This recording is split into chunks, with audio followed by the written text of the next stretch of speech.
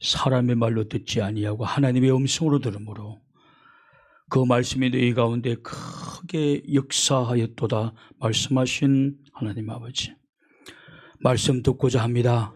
사람의 말로 들으므로 가볍게 듣거나 말씀 앞에 노하거나 말씀 앞에 시험 들지 않게 하옵시고, 하나님의 음성으로 들으므로 이 말씀 우리의 성품이 되게 도와주옵시고 우리가 나아갈 진리의 좌표가 될 수 있도록 축복하여 주옵소서. 말씀을 들을 때 병자가 고침받는 기적이 일어나게 도와주옵시고, 귀신들이 도망가는 역사가 일어나게 도와주옵시고, 절망한 영혼들에게 살 길을 발견하는 시간 되게 주여 도와주옵소서. 허물 많은 종 다니엘서 사오니 종의 허물은 십자가대에 감추어 주옵시고, 아버님 원하시는 말씀만 선포할 수 있도록 사모하고 환영하오니 성령님 임하여 주시어서 말씀을 듣는 자와 전하는 자가 하나님의 선명한 음성을 듣는 시간 되게 도와 주옵소서. 예수님의 이름으로 기도하옵나이다. 아멘.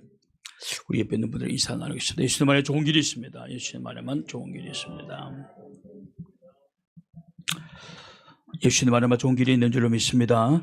예수님 안에 좋은 길이 있다는 것은 예수님 말씀대로 살아갈 때야만이 좋은 길이 있다라는 말씀입니다.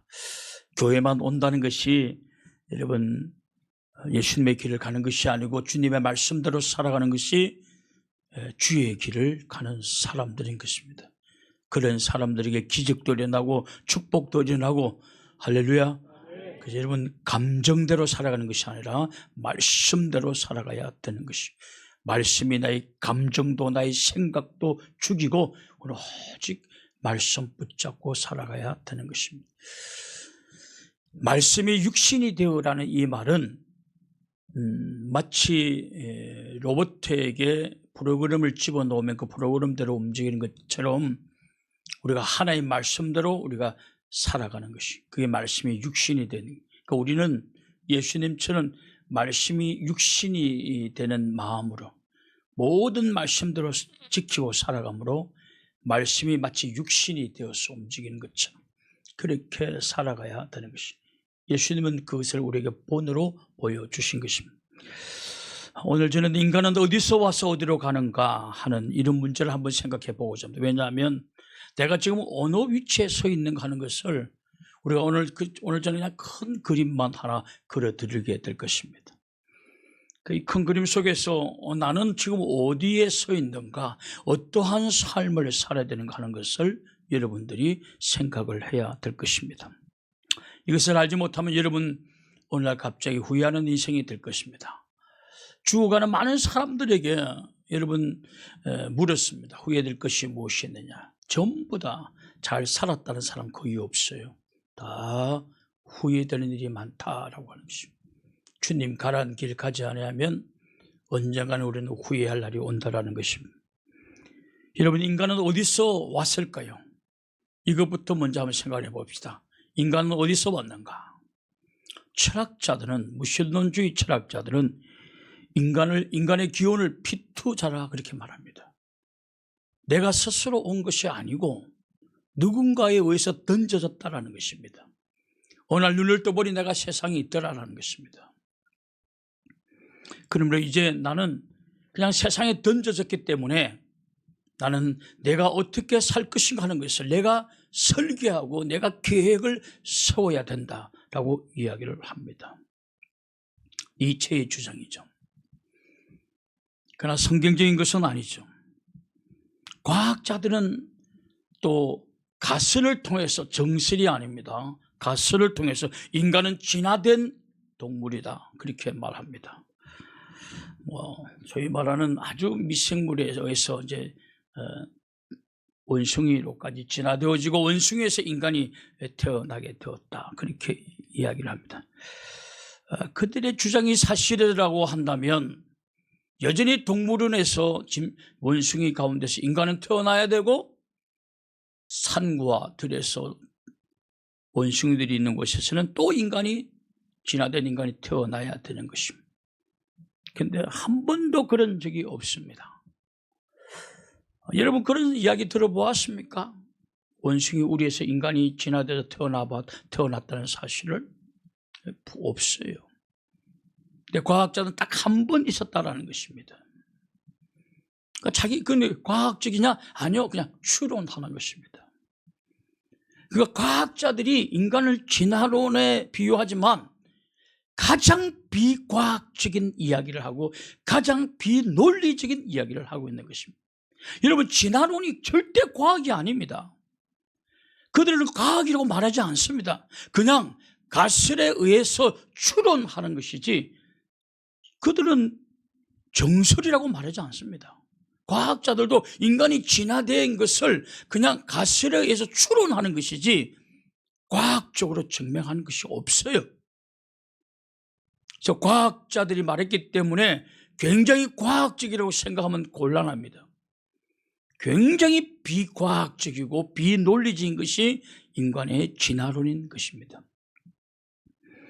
여하튼 무신론자주의 철학자들은 인간을 피투자라, 오늘 던져져 있는 존재다. 그러므로 이제부터는 네가 너 자신을 설계하고 계획하고 그렇게 살아가야 된다. 과학자들은 인간은 진화된 동물이다. 사람까지 진화되었다라고 말합니다. 그 인간은, 여러분, 인간이 원수에서 나왔다는 소리, 인간은 그렇게 존중받을 만한 것은 못 됩니다. 우리의 조상이 아메바나 원숭이라고 하면 그렇게 존중해야 될 대상이 아니라는 거예요. 그 성경은 그 뭐라고 말하냐? 성경은 인간의 기원에 대해서 하나님이 우리를 하나님의 형상으로 창조하셨다. 할렐루야. 하나님의 형상으로 창조하셨다는 것입니다. 창세기 1장 27절을 보십시오. 창세기 1장 27절에 보면 하나님이 자기 형상, 곧 하나님의 형상대로 사람을 창조하시되 남자와 여자를 창조하시고, 믿을 수 있기를 주님의 이름으로 축원합니다. 예수 믿는 사람들이 성경의 가르침을 믿지 않으면 안 돼요. 왜 믿는 사람들입니까? 왜 믿는 자들이라고 말합니까? 우리는 하나님을 믿는 자들이기 때문에, 하나님의 존재를 믿는 것만 믿는 것이 아니라 하나님의 가르침을 믿는 사람들이, 그래서 그 사람을 믿는 사람이라고 말하는 것입니다. 하나님의 형상으로 인간을 창조하셨다는 것은 인간을 하나님답게 창조하셨다라는 것입니다. 그리고 하나님이 창조한 인간으로부터 인간은 계속 태어나고 있는 것입니다. 산과 들, 동물에서는 인간이 태어나지 않아요. 성경 가르침대로 인간의 몸에서 인간이 태어나고 있는 것입니다.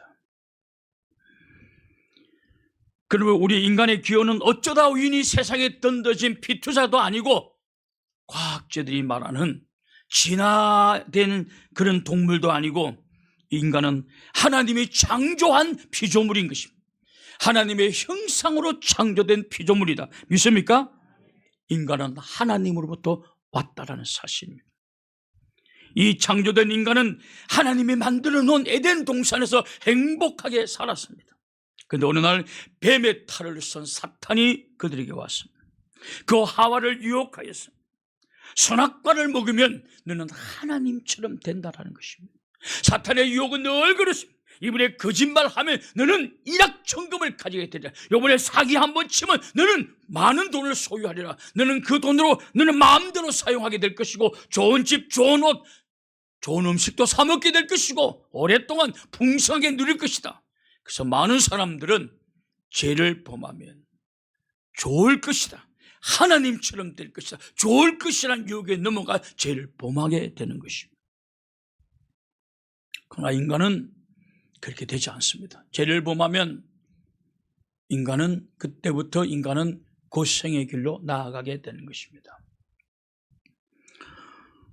여하튼 아담과 하와는 유혹에 넘어가서 죄를 범하게 되죠. 선악과를 먹게 되고 하나님이 인간을 창조한 이후로 첫 번째 최초의 죄를 범하게 됩니다. 그때부터 우리 인간은 타락한 인간이 되는 것입니다.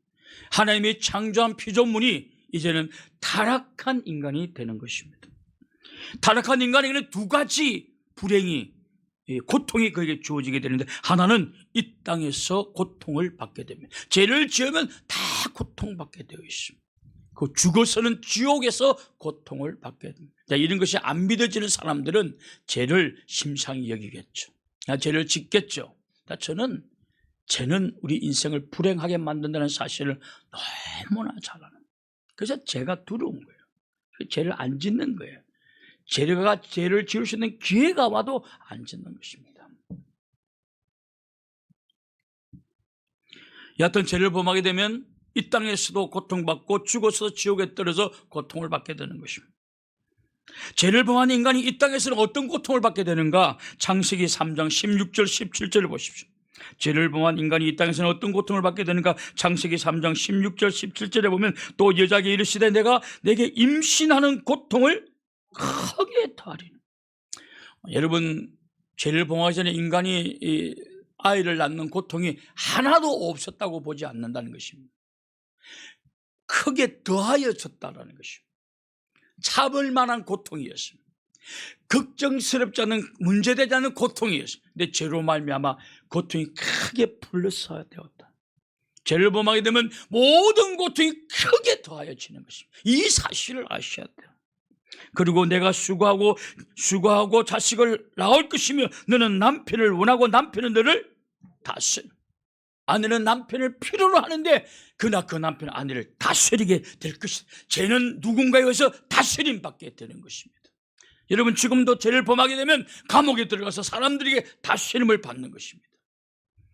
여러분, 들키지 않은 죄도 다 다스림을 받게, 절대로 그는 다스리는 자가 되지 못합니다.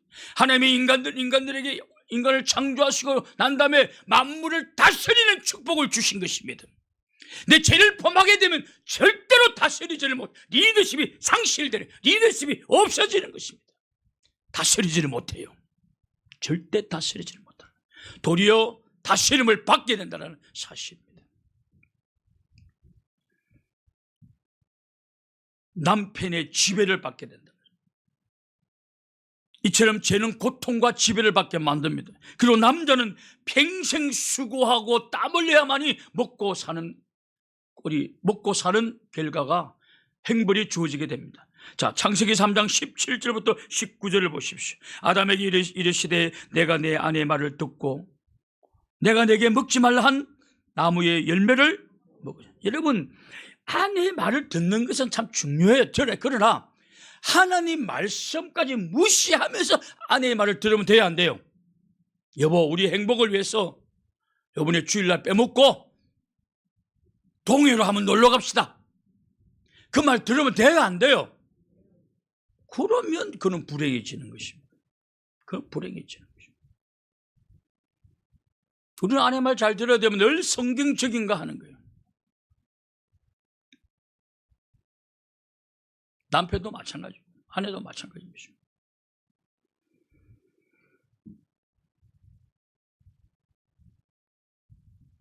너는 땅은 너로 말미암아 저주를 받고 너는 내 평생에 수고하여야 그 소산을 먹으리라. 수고하는 사람들만이 소산을 먹게끔 하나님은 이 땅을 경영하기 시작했습니다. 땅이 내게 가시덤불과 엉겅퀴를 낼 것이라. 내가 먹을 것은 밭의 채소인즉. 과거에는 밭이 그냥 크게 일하지 않아도 쫙 인간의 먹을 것을 많이 주었는데 땅까지 저주를 받습니다. 내가 흙으로 돌아갈 때까지 얼굴에 땀을 흘려야 먹을 것을 먹으리니 내가 그것에 취함을 입었으면 너는 흙이니 흙으로 돌아갈 것이니라 하시니라. 죄를 범한 인간은 남자들은 평생을 수고하고 땀을 흘려야 먹고 있습니다. 그래서 지금 남자들은 여자보다 훨씬, 물론 여자가 더 수고하는 집안도 있겠지만 대부분 남자들이 땀을 흘리고 수고해야 처자를 위해서 수고하는 것입니다. 땀을 흘려. 당연하게 이기지 않습니다. 여러분, 적당히 게으름 피우면서 성공할 생각은 하지 마십시오. 그건 이미 하나님이 허락한 것이 아니에요. 하나님은 수고하고 땀을 흘려야만이 열매를 먹도록 이미 타락 이후로 하나님 그렇게 정해 놓으신 것입니다.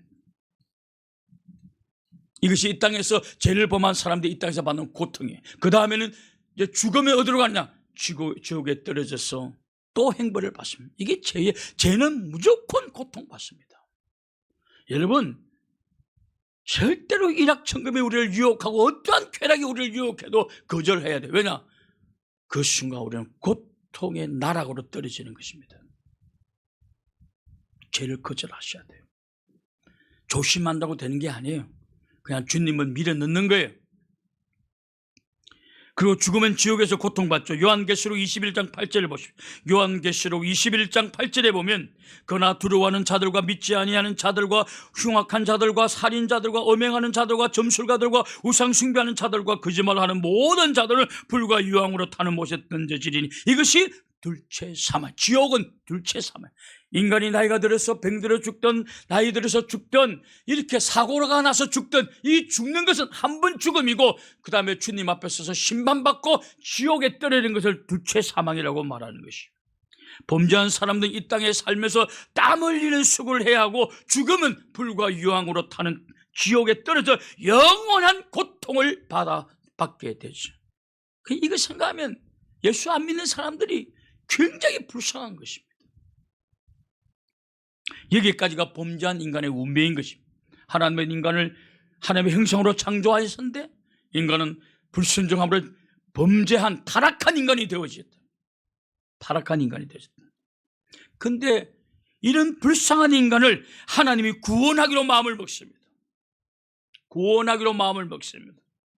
언제 인간을 구원하기로 마음을 먹게 되는가?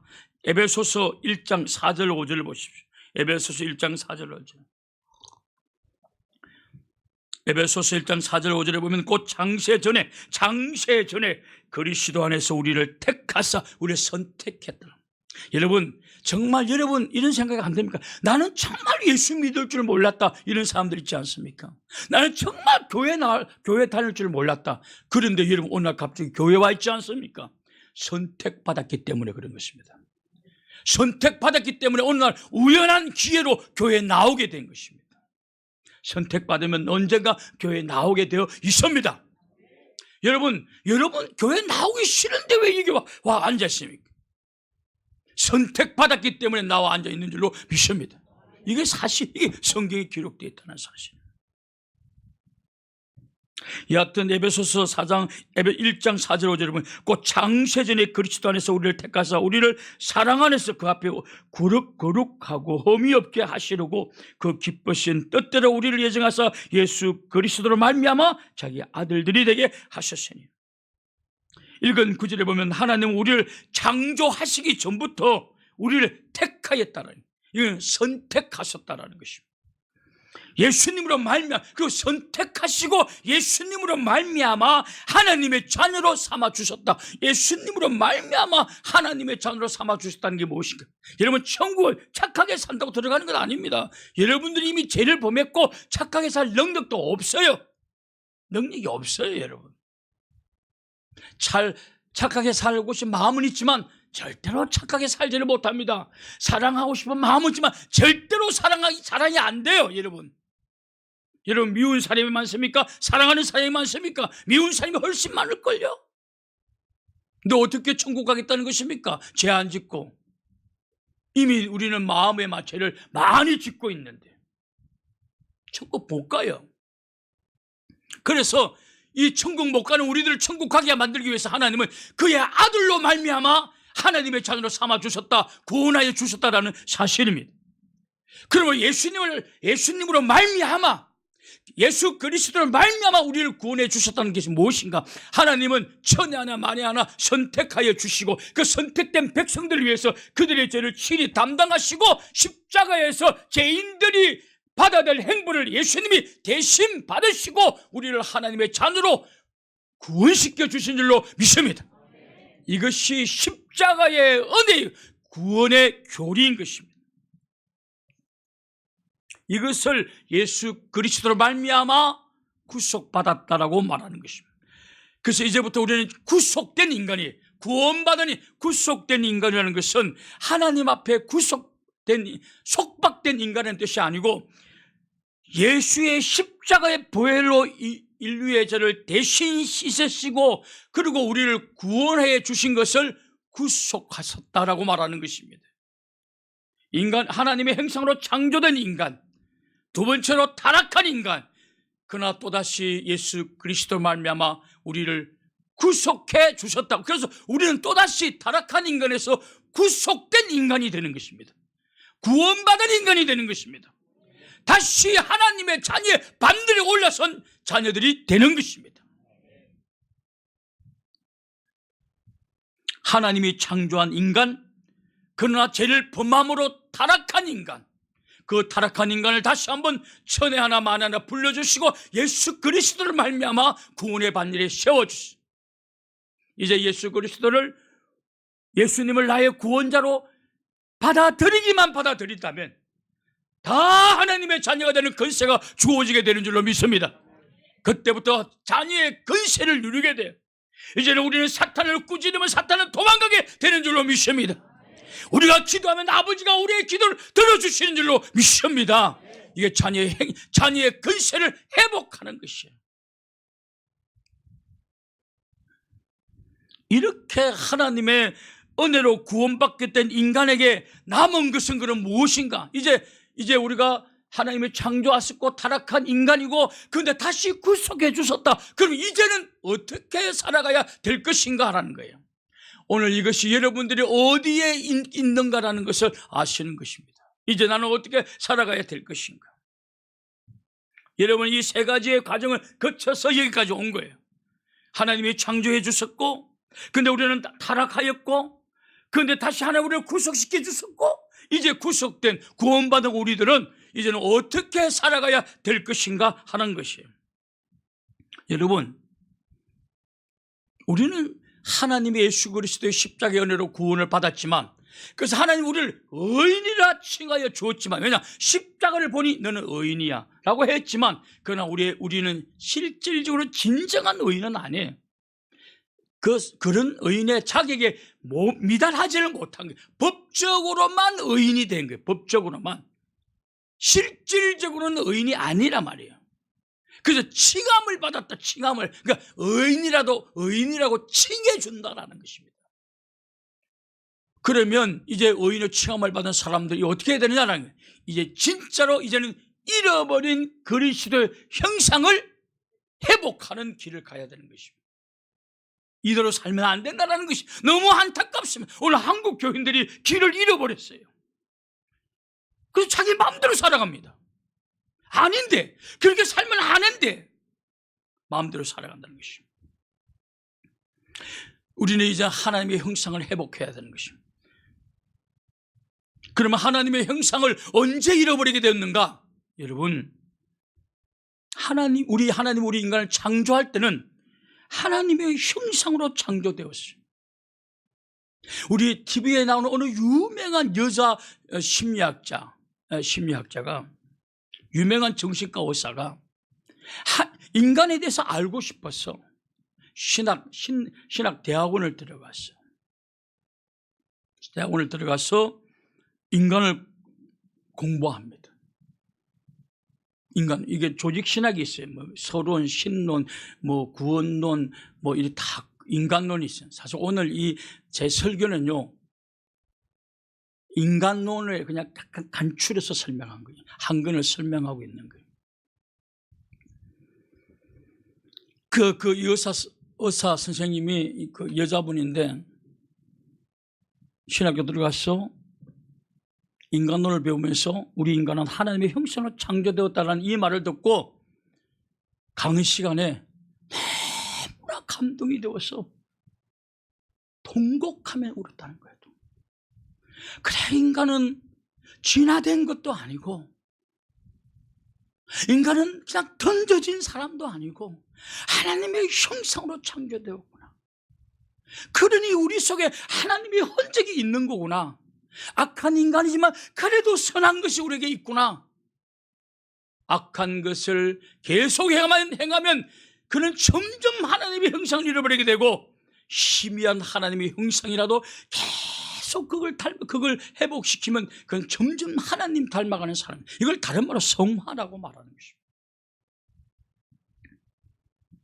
여러분, 남편의 성화는 어디서 나타나는 줄 아십니까? 아내로부터 맨 처음에 나타나는, 물론 다 세상에 다 아내를 굉장히 귀하게 여기는 것입니다. 아내를 굉장히 귀하게 여기고, 아내가 마음 다칠까 봐 제가 존댓말을 해주고, 제가 이번에도 우리 사위에게, 우리 딸하고 있잖아, 화상으로 보면서 내가 너희들에게 2024년도 부탁할 것이 있다. 서로 존댓말 좀 해라. 서로 존댓말 해라. 아빠, 우리 사람들 보는 앞에서는 서로 이렇게 안 해요. 아니야. 보든 안 보든 존댓말 해. 내 양지도 존댓말 하더라. 엄마 아빠 본 받았어. 존댓말 하더라.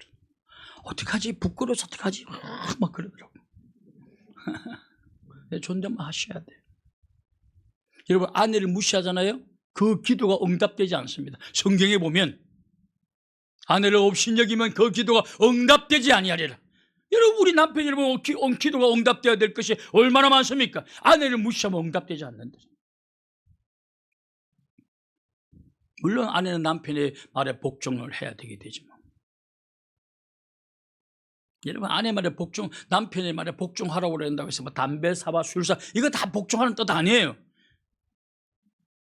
주의 말씀대로 오늘 주일이니까 교회 가자. 그러면 가기 싫어도 교회 가고 이렇게 하는 것이지. 너 남편 말에 복종하라고 그랬잖아. 오늘 술 2병 사와. 이거는 여러분, 네가 마시고 싶으면 네가 사다 쳐먹어. 이렇게 해도 돼요. 근데 힘이 없어. 그니 막 울며 겨자 먹기로 또 사러 가는 거예요. 호주미 돈 얼마 넣고. 사가면서 이래도 해도 되나. 사실은 안 되죠. 근데 남편이 신경질 내고 때릴까봐?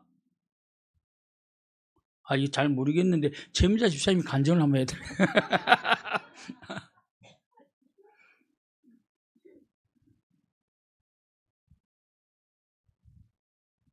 하여튼 우리 인간은 하나님의 형상대로 창조되었습니다.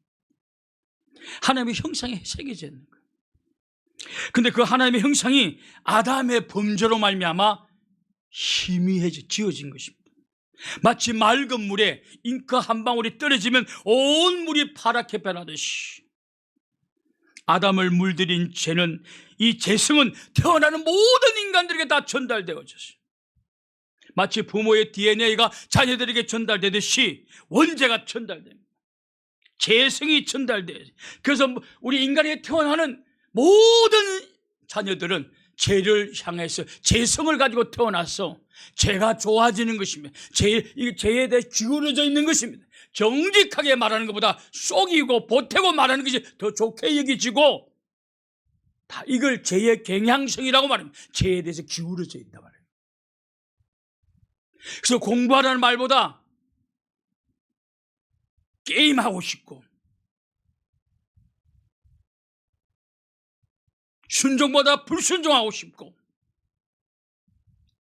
이게 전부 죄를 향해 기울어져 있기 때문에 그런 것입니다.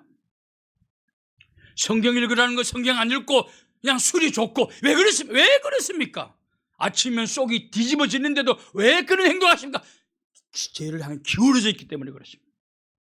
원죄로 말미암아 죄성이 우리 속에 들어와서 죄를 향해 기울어져 있는 모습으로 태어났기 때문에 태어나면서부터 우리는 죄에 대해서 솔깃한 거예요. 죄가 좋은 거예요. 성경적보다 엄난한 동영상이 더 좋고, 손해보는 것보다, 희생하는 것보다 사기치는 거 하는 거 훨씬 더 좋고, 죄가 좋아 보이는 것입니다. 겸손보다 교만이 좋아 보이고, 비록 예수 그리스도를 말미암아 구원을 받았지만 여전히 우리 속에서는 하나님의 형상을 회복하지 못했어요. 그냥 의인이라 칭함만 받았지 진정한 의인의 자격을 누리는 건 아니에요. 그러므로 여러분, 이제 우리가 구속된 인간이 되는 순간부터 이제는 잃어버린 하나님의 형상을 회복하는 일에 온 초점이 맞춰져야 되는 줄로 믿습니다.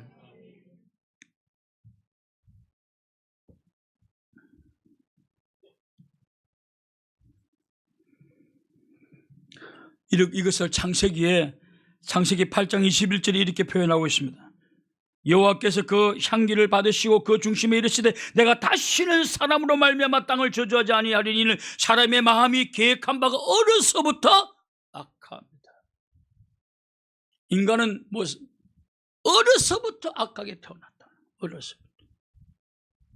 우리 집 둘째 아이는 보니까, 어릴 때 보니까 같이 이렇게 큰애 우유 한 통 주고 자기 우유 주면 자기 언니 우유를 빼앗아가 자기 우유랑 대봐. 그 큰 것 말고 작은 거든지. 어떻게 그럴 수가 있을까? 원죄의 결과예요. 원죄의 결과. 죄에 대해 경향성이 기울어지는.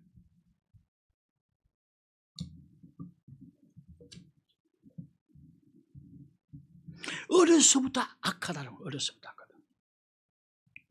그래서 하나님의 말씀을 듣고 우리는 바뀌어져야 되는 것입니다. 이 한쪽으로 기울어져 있는 걸 죄의 경향성이라고 그러는데, 이게 또 이렇게 죄성을 기울어져 있기 때문에 또 자꾸 죄를 범하게 되면 하나님의 형상 희미한 것이 아예 지워지게 돼요. 그래서 나중에는 어렵게 살고 싶은 마음도 없는 거예요. 어렵게 살고 싶은 마음도 없는 거예요. 한 어머니가 이렇게 말하는 것을 들었습니다. 우리 아들이 어릴 때는 너무 착했다는 거예요. 학교 갔다 오면 엄마 학교가 다녀왔습니다 인사하고, 학교에서 있었던 이야기 다 이야기해주고, 근데 중학교 들어가더니 나쁜 친구를 만나더니 중3 때부터 담배도 피우고, 고등학교 들어가더니 외박을 하더니 이제 나중에는 가출까지 하게 되고, 졸업하기 전부터 술, 담배 빠지고. 좋은 거예요, 그것이. 잔소리하면 인상을 쓰고 짜증을 내고 큰 소리로 부모에게 화를 내고, 급기에는 감옥에도 가고. 너무 변했다는 거예요. 어릴 때 자식이 아니다는 거예요. 너무 변했어. 안타까워 죽겠다는 거예요. 이게 뭐죠? 죄에 대한 경향성, 이미 원죄가 들어와서 죄에 대한 경향성이 있는데 이걸 싸워서 바로 세워서 옳은 길로 의의 길로 가야 되는데 그냥 이렇게 삐뚤어진 채로 자꾸 범하다 보니까 이제는 하나님의 형상이 잊혀져서 그 사랑스러운 아들이 이제 악인이 되어버려요. 엄마가 눈물로 말하는, 눈물로. 어찌해야 되오리까? 악인이 되어버린 거예요. 이거 뭐 하나님의 형상을 잃어버린 거예요. 여러분, 교만한 거 좋아하지 마세요. 그 하나님의 형상을 잃어버린 거예요. 누구 미워하고 비난하는 거 좋아하지 마세요. 그 자랑하지 마세요. 그 하나님의 형상을 잃어버린 죄성이에요. 여하튼 우리의 원죄가 들어오므로 우리의 성품은 죄의 경향성을 띠게 되고 죄를 범하게 되고 또 죄를 범함으로 더 점점 하나님의 형상은 우리 몸에 지워지게 되고, 그러면 이처럼 하나님의 형상이 지워졌다는 것을 어떻게 알 수 있는가? 여러분, 하나님은 원수도 사랑하십니다. 믿습니까? 원수도 사랑하십니다.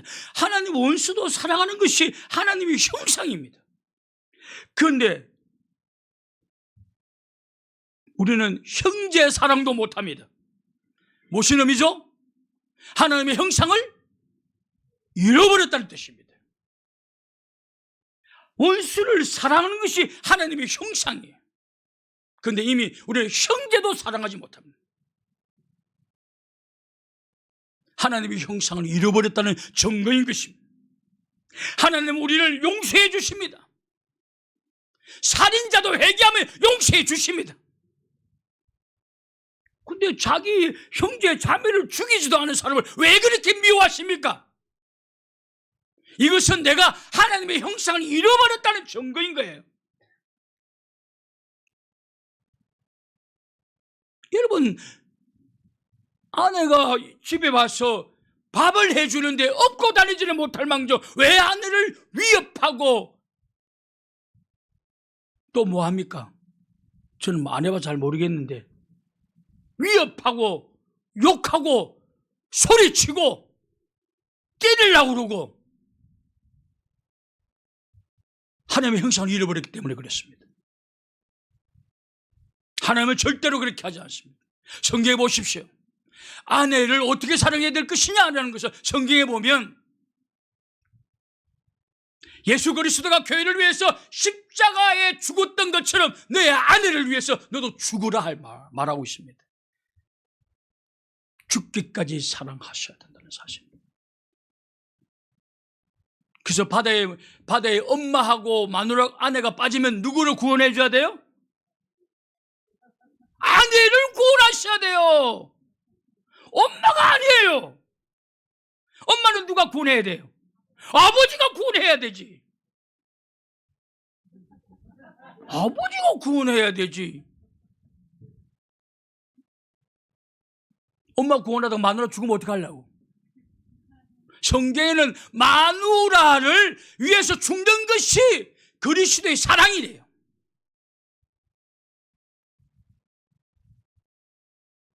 그럼 나는 수영을 못해요. 그럼 뭐 같이 죽어야죠. 같이 죽어야죠. 구해주는 척 하면서 같이 죽는 거지.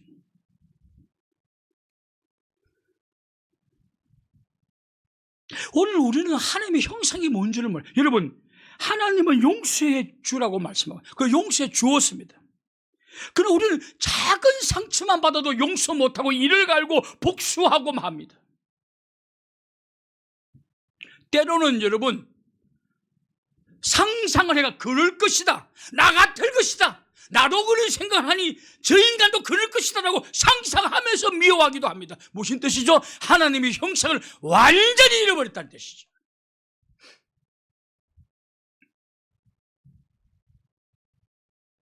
원수를 사랑하지 못하는 것이 바로 하나님의 형상이 지워졌다는 증거고, 용서 못하는 것이 하나님의 형상이 지워졌다는 증거예요. 하나님은 원수도 사랑하고 살인자도 회개하면 용서해 주십니다.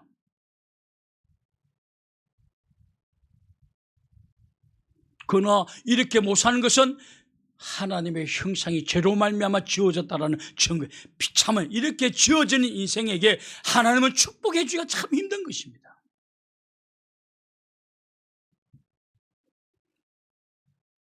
여러분, 사람들이 간음하고 질투하고 정오하고 당을 짓고 이 모든 모습은 하나님의 형상을 잃어버렸기 때문에 그렇습니다. 하나님의 형상을 잃어버렸기 때문에. 그러므로 은혜로 구원받은 하나님의 자녀들은 그 잃어버린 하나님의 형상을 회복하는 삶을 사셔야 돼요. 할렐루야. 하나님이 인간을 창조하셨어요. 맨 처음에 그 인간이 타락했어요. 근데 예수 그리스도로 말미암아 인간을 구속해 주셨습니다. 그렇다면 이제 구속된 인간은 잃어버린 하나님의 형상을 회복하는 삶을 살아. 여러분들은 지금 타락한 인간입니까? 예수 그리스도로 말미암아 구속된 인간입니까? 구속된 하나님의 자녀. 그렇다면 이제부터 우리가 어떻게 하셔야 돼요? 잃어버린 하나님의 형상을 회복. 그것이 바로 성화라고 말합니다. 그 일을 하셔야 돼요. 제가 오늘 저는 그냥 큰 그림만 그려주는 것입니다. 나중에 좀 더 세부적으로 해야 될 이야기는 더 많이 있죠. 그러면 하나님의 형상을 어떻게 회복할 수 있느냐라는 거예요. 여러분, 하나님의 형상을 회복해야만 축복받습니다. 하나님의 형상을 회복하지 못하면 축복 못 받습니다. 기도 응답도 안 됩니다. 하나님의 형상을 회복하죠. 그럼 하나님의 형상을 회복하기 위해서는 어떻게 해야 되느냐? 고린도후서 3장 16절. 고린도후서 3장 16절을 보세요. 고린도후서 3장 18절.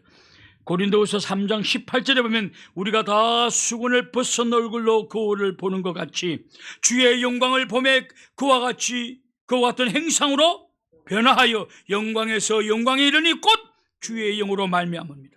읽은 구절에 보면 이런 말씀이 있습니다. 중반절에 주의 영광을 보매 그와 같은 형상으로 변하여 영광에서 영광에 이른다.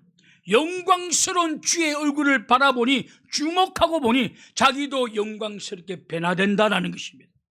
여러분 여기에 해답이 있는 것입니다. 우리가 잃어버린 하나님의 형상을 회복하는 비결은 예수 그리스도를 바라보는 것입니다. 예수 그리스도는 하나님의 완벽한 형상인 것입니다. 주님을 바라봐야 돼. 왜 주님을 바라봐야 되느냐? 우리는 바라보는 것에 닮아가기 때문에 그렇습니다. 여러분 가정에 어떤 공부 잘하는 사람이 한 명 태어나면요, 대부분의 그 아이는 그 집안 식구들은 공부 잘하는 쪽으로 갑니다. 왜냐? 그래서 큰애가 잘하는 게 참 중요한 것입니다. 근데 그 집의 자녀 중에 누가 한 명이 주먹 믿고 큰 소리 치던 사람이 있다 하면 대부분 그게 불행한 거예요. 굉장히 불행한 것입니다. 닮을 게 없어서 깡패를 닮아갑니까? 바라보는 것이 그만큼 중요하다는 것입니다. 그게 좋아 보인다는 거예요. 하나님의 형상을 잃어버리고 죄의 경향식을 띠는 사람은 그게 좋아 보이는 것입니다. 안타까운 것입니다. 영안이 어두워진 것이죠. 그럼 이제 우리는 주님만 바라봐야 되는 줄로 믿습니다. 주님 바라볼 때 주님 닮아가게 되는 것입니다. 오늘 여러분들이 이제는 창조된 인간, 타락한 인간, 구속된 인간, 이제 우리는 주님 닮아가야 되는데, 오늘 내가 예수 믿은 지 오래되는데 주님 닮아가고 있는지 자기 자신을 진단해 보아야 되는 것입니다. 길을 잃어버리지 마세요. 딴 길로 가지 마세요. 주님 닮아가는 길을 가야 되는 줄로 믿습니다. 여기에 축복이 있는 것입니다. 여기에 행복이 있는 것입니다. 여러분, 그러면 예수님을 어떻게 바라보는가? 눈에 보이지도 않는 예수님을, 그것은 예수님에 대해서 기록해 놓고 있는 성경을 읽는 것입니다. 성경에 나오는 예수님의 가르침을 배우고 예수님이 걸어가신 길을 따라가는 것입니다. 이것이 하나님의 잃어버린 하나님의 형상을 회복하는 길이고, 이것이 성화되는 길이고, 이것이 바로 축복으로 나가는 길이 되는 줄로 믿습니다. 베드로전서 2장 21절, 베드로전서 2장 21절, 베드로전서 2장 21절에 보면, 이를 위하여 너희가 부르심을 받았으니 그리스도도 너희를 위하여 고난을 받으사 너희에게 본을 끼쳐 그 자취를 따라오게 하려 하셨느니라.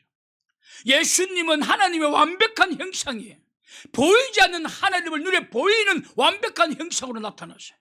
왜 그랬냐? 너희로 하여금 그것을 바라보면서 주의 걸어간 그 길을 발자취를 따라오게 하기 위함이다라는 것입니다. 주님 따라갈 때 우리는 잃어버린 하나님의 형상이 조금씩 회복되게 되는 줄로 믿습니다. 그 신앙이 좋아지면 인간이 멋져지는 것입니다. 믿습니까? 인간이 존귀해지는 것입니다. 주님 닮아갈 때 존귀해지는 것입니다. 근데 제가 이런 말씀을 드리면 이렇게 반문하시는 분이 있습니다. 나도 바르게 살고 싶은데 내 힘으로 잘 안 됩니다. 굉장히 정직한 사람의 고백입니다. 그렇으면 잘 안 됩니다. 내 힘으로 원수를 사랑할 힘도 없고 내 힘으로 상처 준 사람을 용서할 힘도 없습니다. 그래서 하나님은 너 힘으로 할 수 없는 것을 성령님께 구하라고 말하는 것입니다. 성령님이 우리에게 임하시면 내가 할 수 없는 일도 하는 것입니다. 사랑할 수 없는 사람도 사랑하는 것입니다. 용서할 수 없는 사람도 용서하는 것입니다. 누구의 힘으로? 성령님의 힘으로. 그래서 성령님 나에게 임하여 주시어서 내가 할 수 없는 일을 하게 도와 주옵소서 라고 기도하는 것입니다. 하나님, 거룩하게 사는 힘을 주세요. 원수도 사랑할 수 있는 힘을 주세요. 나에게 아픈 상처를 준 사람도 용서할 수 있는 힘을 주세요. 성령님께 부르짖어야 되는 것입니다. 성령님이 힘을 주시면 내가 할 수 없는 일들을 하는 것입니다. 이게 범람의 효과라고 말해요. 범람의 효과. 자, 로마서 5장 5절을 한번 보십시오. 로마서 5장 5절.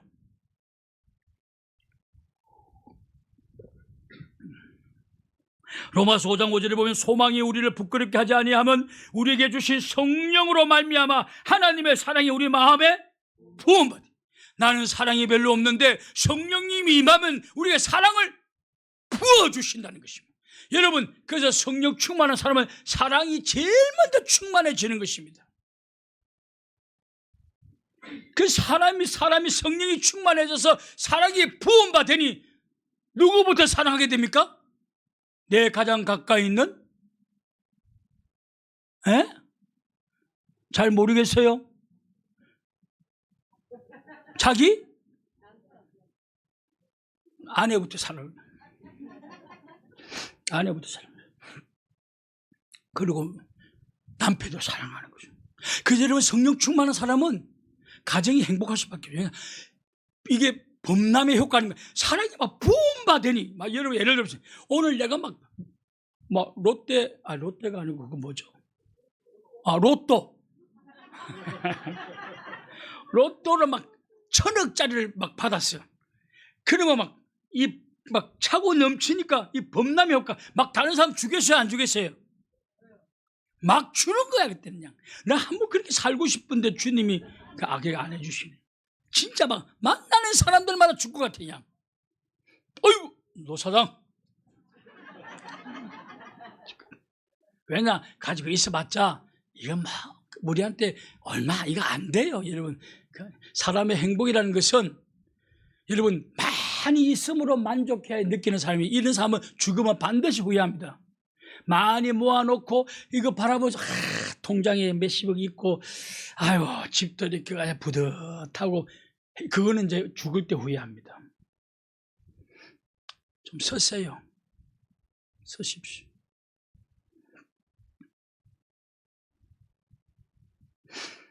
여러분, 그래서 이게 돈이나 하면 주변 사람을 이렇게 베풀어 주듯이 이게 범람의 효과 아닙니까? 성령께서 나에게 사랑을 물붓듯이 부어주시면 그냥 주변 사람들을 그냥 사랑하게 되는 줄로 믿습니다. 그 사랑이 우리에게 임하여 달라고, 그 성령님이 나에게 사랑을 부어달라고. 여러분, 오늘 집에 들어와서 남편을 바라보는데 막 짜증이 나고 아내를 바라보면 괜히 신경질나는 것은 여러분 이미 하나님의 형상을 잃어버렸기 때문에 그렇습니다. 주여 나에게 성령의 기름 부음을 허락하여 주옵소서. 그래서 막 사랑이 부어지게 도와주시어서 모든 사람을 사랑하게 도와주옵소서. 이 기도하셔야 돼요. 아이고, 근데 우리 마누라 험이 많아요. 지는 험 없나? 지는 그러면 마누라 밥이라도 해주나? 마누라가 무슨 죄를 지었기에 여기까지 와가 모르는 집구석에 와가지고 밥 해주고 빨래 해주고 심부름 해주고 왜 그래야 돼? 나는 가끔 우리 아내를 보면 불쌍해요. 왜 잘 있는 남의 집에 여자가 우리 집에 와가지고 부모님을 평생 모시고 남편을 이거 평생 그냥 사명이라고 모시고 앉아있고, 여자의 일생이에요.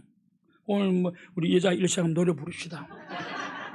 반주자 나와주시고. 그래서 저는 아내한테 미안했어요. 아내한테 말을 놓을 수가 없어요. 자기 잘 사는 집에서 모르는 사람 집에 가서 밥 해준 이 일이 보통 일입니까? 빨래 보통 일이에요. 청소는요. 자기는 소파에 앉아가지고 발만 딱 덜어요.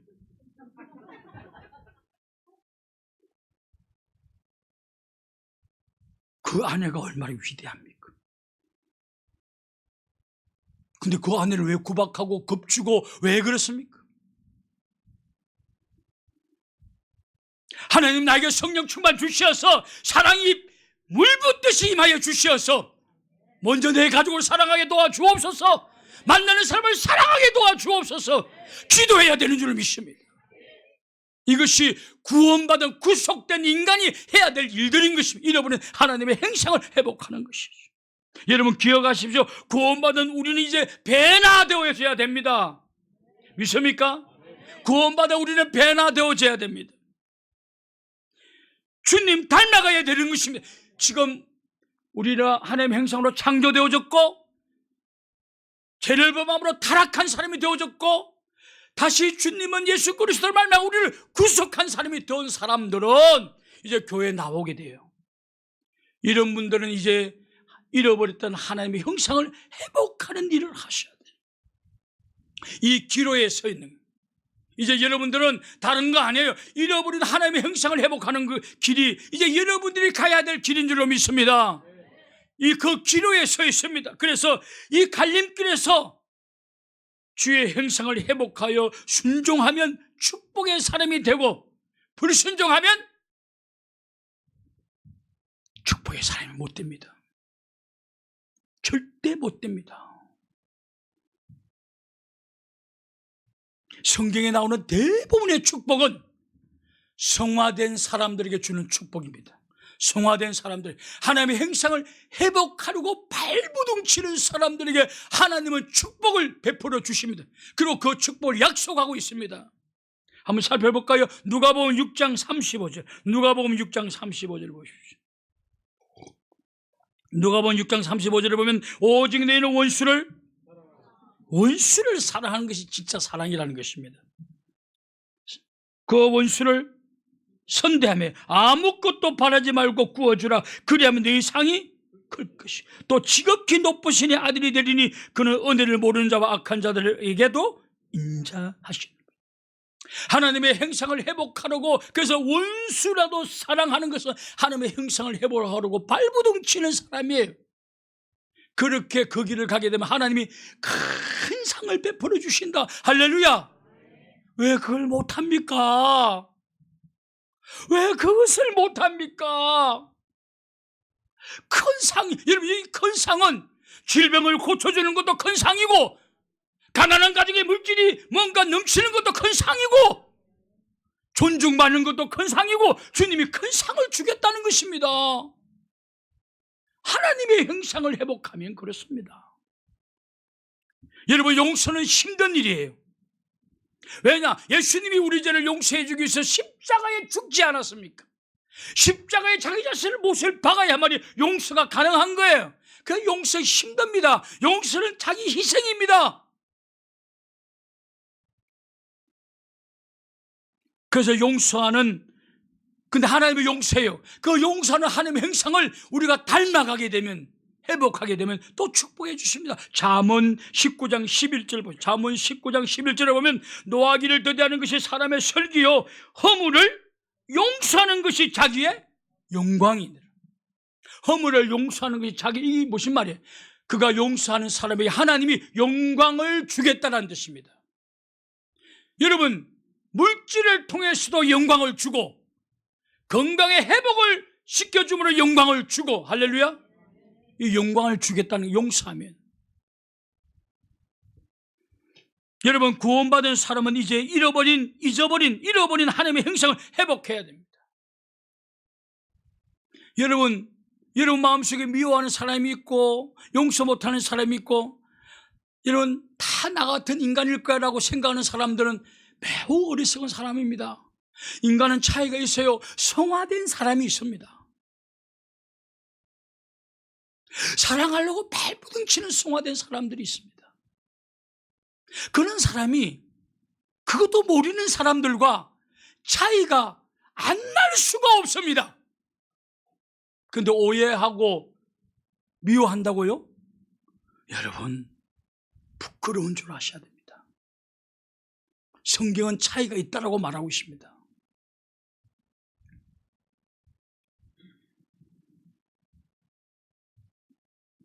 그래서 우리는 하나님의 형상을 회복하려고 발부둥쳐야 되는 것입니다. 그것이 축복받는 비결인 줄로 믿습니다. 여러분, 다시 한번 제가 큰 그림을 그려줍니다. 오늘 제가 1시간 설교하지만 사실 인간론의 큰 줄기를, 인간 한 권의 책을 인간론의 큰 줄기를 쭉 그냥 간단하게 연결시켜 놓은 것입니다. 우리는 하나님이 하나님의 형상으로 창조한 하나님의 피조물입니다. 진화된 사람들이 아닙니다. 우연히 던져진 피투자도 아닙니다. 하나님의 형상을 가지고 창조된 인간입니다.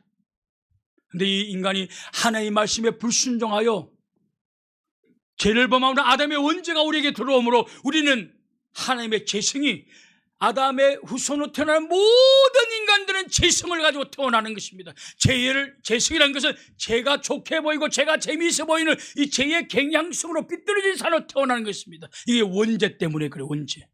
이렇게 태어난 사람들이 자기 죄를 범하는 것을 자범죄라고 말합니다. 원죄와 자범죄가 합치짐으로 말미암아 하나님의 형상을 완전히 잃어버리게 되는 경우도, 그래서 악인이 되는 경우도 많습니다. 악인으로 태어나가지고 하나님의 형상을 회복하므로 점점 의인의 길로 나가는 사람이 있는가 하면 죄의 경향성을 따라 삶으로 말미암아 점점 추한 악인으로 흘러가는 사람들도 있습니다. 근데 왜 차이가 없어요? 차이가 있죠.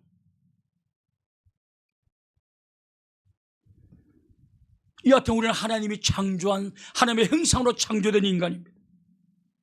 그러나 죄를 범함으로 타락한 인간이 되었습니다. 그러나 이 타락한 인간을 예수 그리스도로 말미암아 우리를 구원시켜 주었습니다. 이것을 구속된 인간이라고 말합니다. 구속된 인간이에요. 그렇다면 이제 할 일은 하나님의 형상을 회복하는 것입니다. 할렐루야. 그래서 여러분, 이제 성경을 읽어야 돼요. 그러면서 주님이, 하나님이 어디로 가라고 하셨는지, 주님이 어디로 가셨는지 그 길을 우리가 살피면서 닮아가야 되는 것입니다.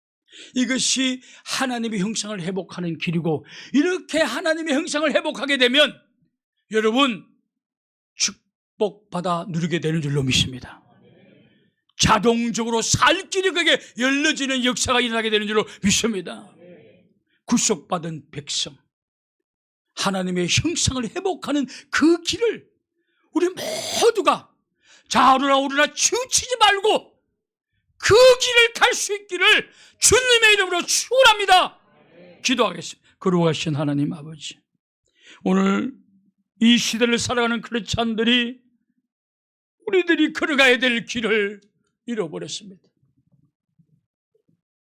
그냥 구원받았다는 그 사실 앞에서 세상 사람들처럼 살아갑니다. 때로는 당을 짓기도 하고 미워하기도 하고 모함하기도 하고 비난하기도 하고 질투하기도 하고, 하나님의 형상을 회복해야 된다는 사실을 잃어버린 채 이 세상에 유리하는 인생, 방황하는 인생으로 전락되고 말았어. 그래서 우리 교회가, 이 하나님의 교회가 사람들에게 존경을 받지 못하고 있습니다. 손가락질을 받습니다. 길을 잃어버렸기 때문에 그런 줄로 믿습니다. 잃어버린 이 길을 다시 한번 회복할 수 있도록, 찾을 수 있도록 은혜를 베풀어 주옵소서. 하나님의 형상을 회복할 수 있는 그 길을 가게 도와 주옵소서. 성경의 사람이 되게 도와 주옵소서. 주님의 발자취를 따라가게 도와 주옵소서. 그때 하나님 약속하신 놀라운 축복들이 임하게 될 줄로 믿습니다. 너 어떻게 하다가 그런 복을 받았냐고 말할 때 하나님의 형상을 회복함으로 이런 복을 받아 누른다라고 간증할 수 있는 우리 바이블교회 모든 성도들이 될 수 있도록 축복하여 주옵소서. 예수님의 이름으로 기도를 올려옵나이다. 아멘.